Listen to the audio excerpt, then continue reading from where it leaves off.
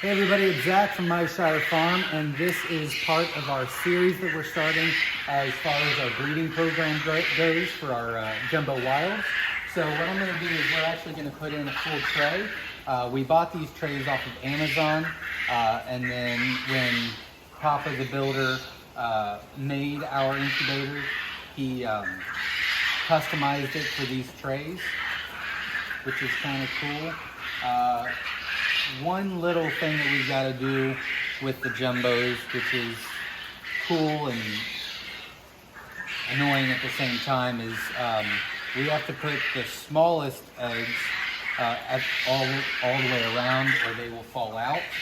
And ideally, we do that with the colors, but because these are going to be breeders, they're all going to be jumbos that go in here. And we're going to show you the entire process of what we do.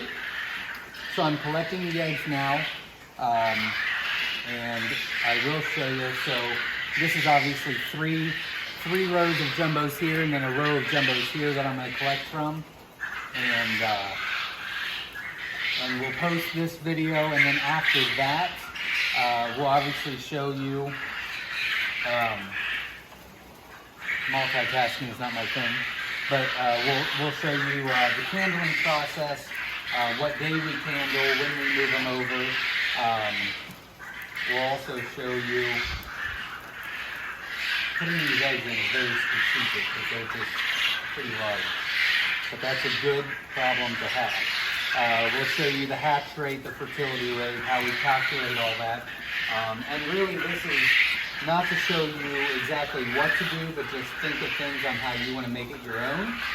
So hopefully this will help a lot of people in the process of raising their own Coturnix quail, which is a very growing, self-sufficient thing to do right now, which is pretty cool. And then obviously you'll want to check out the rest of our YouTube videos at myshirefarm.com. Hopefully you'll check those out and subscribe, because this is going to be a playlist, and under the playlist, we're going to do, week by week minus the wild that they're in the incubator. There's really nothing to show you then. So I'm actually going to try something that we normally don't do this time either, and I'm going to separate cage from cage, and we'll see how the cages actually weigh out compared to the others. And I am running out of space. So, again, we're just going to be collecting these eggs. I do not weigh them. If any of them are, I'm trying to find one to show you. So obviously they cracked this one before it came out. So that one obviously does not go in.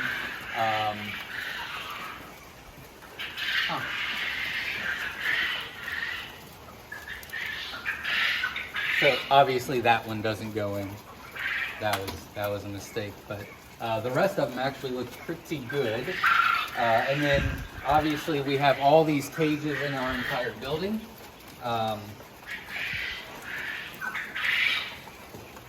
Like this one I'm not going to put in either, as it's literally just a sphere. So there's no reason to put that in. And then we're going to separate cage to cage and kind of check that out. So I'm not going to bore you with all that. I'm actually going to come in here and then mark them so that you do not lose track. And then in the lockdown, we're actually going to put them in separately. But this holds 221 eggs.